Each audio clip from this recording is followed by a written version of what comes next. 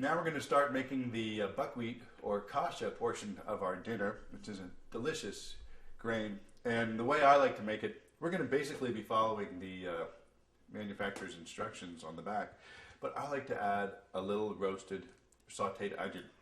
So this was the half of the onion that I used before, and I'm just going to peel it, and I'm going to show you how to dice it. We're going to dice it and then saute.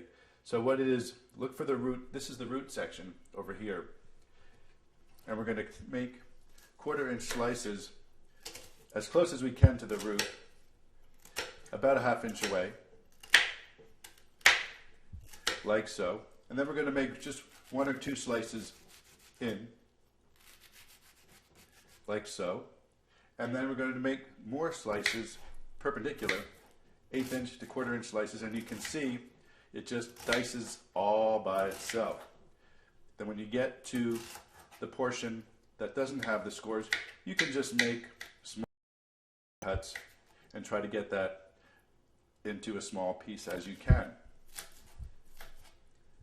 Voila. And look at that. There's our diced onion. And that's great to know how to dice an onion for just about any recipe that requires diced onions. So keep clicking. I'm going to show you now how to saute them.